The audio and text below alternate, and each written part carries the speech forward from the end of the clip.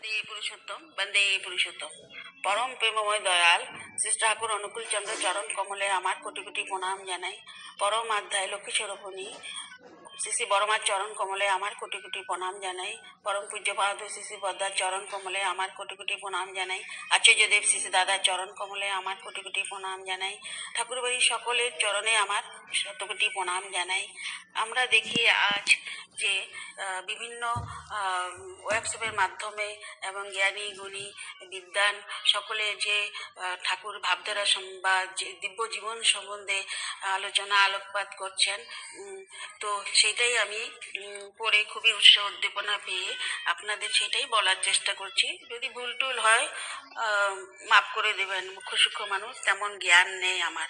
তো আমাদের জীবনে সংসার জীবনে হোক, পরিবার জীবনে হোক, বা সমাজে দেখি কত আপদ বিপদ, ঝড় ঝঞ্ঝা, সংকট বিপর্যয়। হ্যাঁ, তো এগুলো লেগেই থাকে সব ক্ষেত্রেই।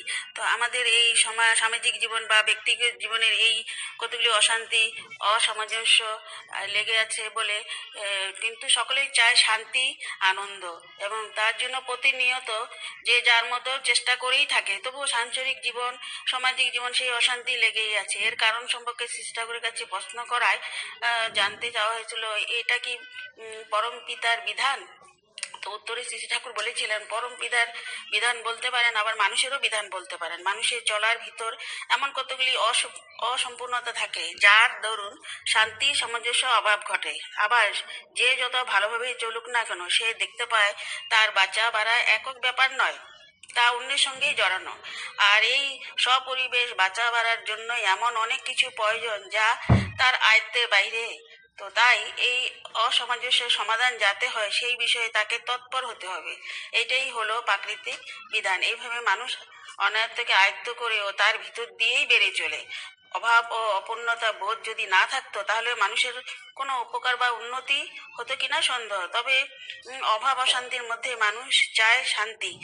যদি আদর্শকে নিয়ে উদ্দাম হয়ে ওঠে, ওই উন্মাদনা থাকলেই সংসারে দুঃখ জ্বালা গায়ে বেঁধে কম, আর সেইগুলির সমাধানও সহজ হয়ে ওঠে। তাই একটা জিনিস প্রয়োজন, যা হলো আদর্শ প্রাণ হওয়া আর অন্যকেও আদর্শ প্রাণ করে তোলা।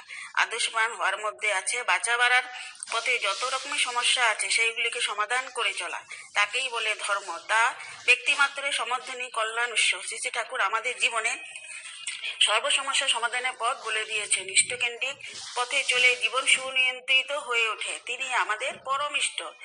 তাকে ভালোবেসে তার মনের মতন হয়ে ওঠাই আমাদের জীবনের সাধনা।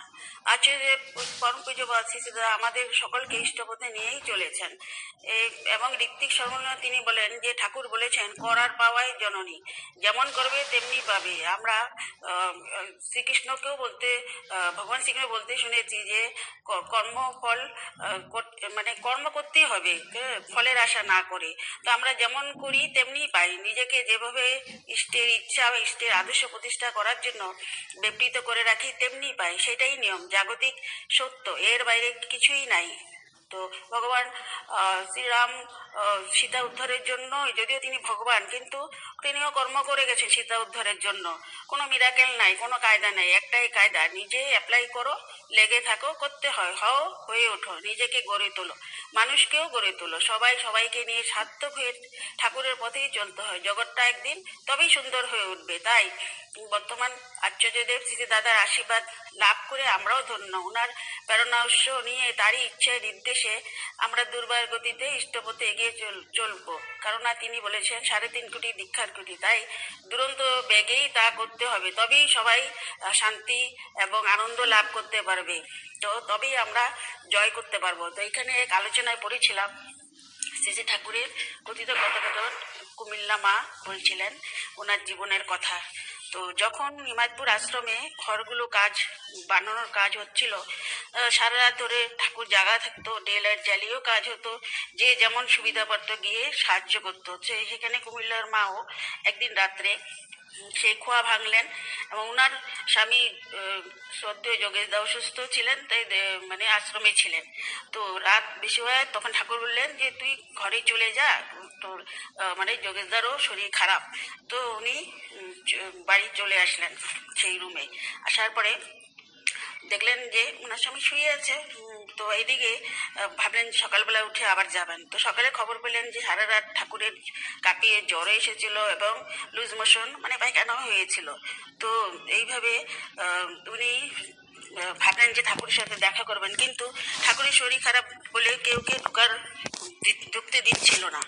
তো উনি কান্দাকাটি আরম্ভ করাতে বললেন আমি দেখেই চলে আসবো। তো উনি যখন ঠাকুরের সম্মুখে গেলেন, ঠাকুর বললেন যে চাদর সরিয়ে কুমিল্লার মা নাকি? তখন উনি বললেন হ্যাঁ। তো ঠিক ঠাকুর বললেন যে তুই কুমিল্লায় চলে যা, এখানে আর থাকবি না। যোগেশদাকে বলবি আমাকে 3,000 টাকা দিতে, কিন্তু যেন ব্যাংক থেকে না উঠায়। তো উনি বললেন 10টার সময় ভালো দিন আছে, চলে যা। তো উনি তাড়াতাড়ি ঘরে এসে রান্না বাড়া করে খেয়ে দিয়ে কুমিল্লায় চলে গেলেন। তো ওখানে গিয়ে দেখলেন যে ওনার কর্তা সুস্থই হয়ে উঠলেন। তো এবং যে ঠাকুর কাজের ভার দিয়েছিলেন সেটাও ভুলে গেলেন। তিনি বারবার ওনাকে মনে করাতে উনি বললেন যে আমি ভিক্ষা করতে পারবো না, আমার লজ্জা করে। তথাপিও অনেক বুঝিয়ে টুঝিয়ে 300 টাকার মতো জোগাড় হলো। তো উনি কয়েকদিন পরে সেটা পাঠিয়ে দিলেন ঠাকুরের আশ্রমে, এবং সেখানে সে কর্তাই গেলেন ওনার সুপারি চালতা মোরব্বা দিয়ে পাঠিয়েছিলেন। তো ঠাকুর সেই টাকাটি নিয়ে মাথায় কপালে ঠেকালেন, মাথায় ঠেকালেন এবং বুকেও ঠেকালেন। এরপরে সবাইকে বললেন দেখো যোগেশদা আমার জন্য টাকা নিয়ে এসছে বলে মায়ের হাতে দিয়ে আসতে বলে দিলেন, হাতও ধুয়ে ফেললেন। তো সুপারি খেয়ে বললেন খুব মিষ্টি সুপারি। বাকি জিনিসগুলিও আনন্দবাজারের জন্য এবং বাড়ির বড় মার কাছেও পাঠিয়ে দিলেন।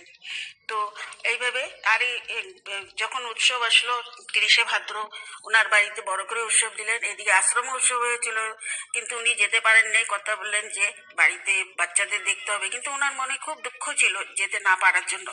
তো রাত্রে উনি স্বপ্ন দেখছেন যে এইটাই বলছি যে দিদি যেটা লিখেছিলেন সে মা, যে তিনি স্বপ্ন দেখলেন যে ঠাকুর মাথায় গায়ে হাত বুলিয়ে দিচ্ছেন এবং বলছেন দুঃখ করিস না, এই তো আমি এসেছি, তুই ডাকলে আমি তোর কাছে আসবই, তুই কাঁদলে আমার বহুত কষ্ট হয়।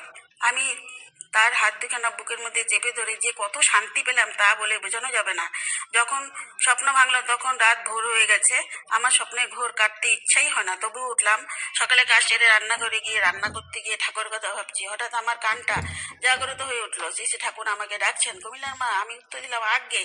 সঙ্গে সঙ্গে খেয়াল হলো আরে আমি তো কুমিল্লায় আছি। ভাবলাম ভাগ্যিস কেউ নেই। সঙ্গে সঙ্গে আমার 2 ফোঁটা চোখের জল পড়লো। সত্যি এইভাবে যদি ডাকা যায়, সব ঠাকুরের সবসময় কথা শোনা যায়। তো এভাবে উনি একনিষ্ঠ ভক্তময়ী মা ছিলেন বলেই ঠাকুরের কথা শুনতে পেতেন। তো জয়গুরু। আমরাও চেষ্টা করব ঠাকুরের সাথে অনুরাগ হয়ে থাকতে, ইষ্টমুখী হয়ে চলতে। বন্দে পুরুষোত্তম। সবাই ভালো থাকুন। আমি দয়ালের চরণে এই প্রার্থনা করি।